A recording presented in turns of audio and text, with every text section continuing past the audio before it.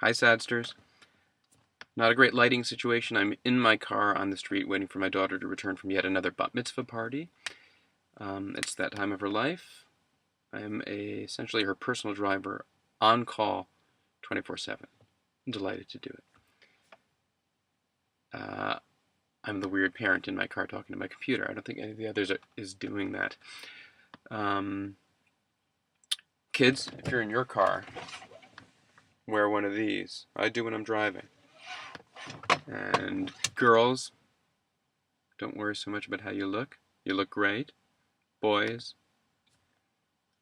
it's okay to admit that you watched the 65th annual Tony Awards rather than the NBA Finals. So did Uncle Josh. Haven't posted in a while. I've been extremely tired. I've been gripped with a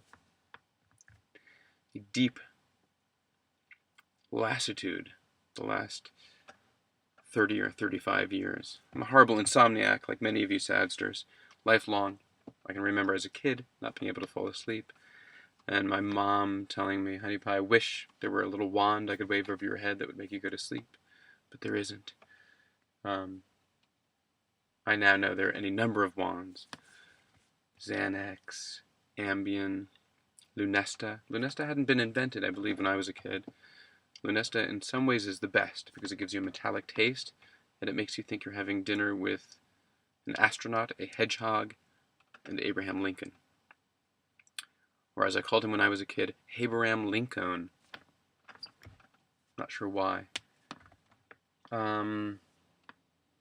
My mom used to tell me to think nice thoughts to help me fall asleep, and I used to think about monkeys on a jungle gym. As demonstrated in an earlier video, I really liked monkeys when I was a kid. So I would think about monkeys on a jungle gym. I wouldn't fall asleep, but I'd think about monkeys.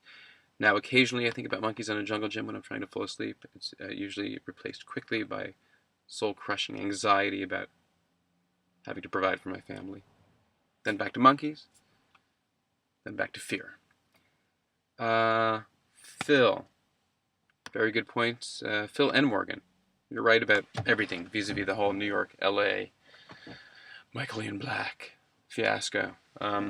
Morgan, you're certainly right about this having been well covered in comedy clubs in the 80s. Phil, you're right about Los Angeles and Hollywood being separate entities. I would add that Hollywood and Hollywood are also separate entities.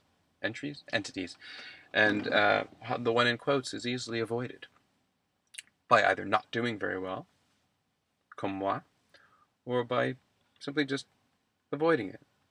Michael, are you so happy in the wilds of Connecticut? Or is it you? And would you have a certain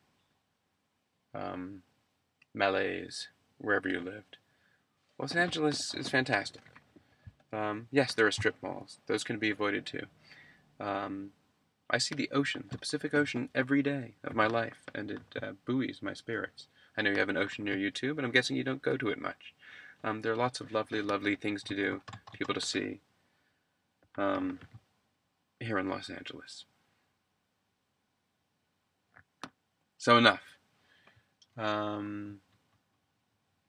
What else can I tell you? Michael, I think in many ways you are the single person most in need of simple, basic refrigerator magnet wisdom that I've ever met.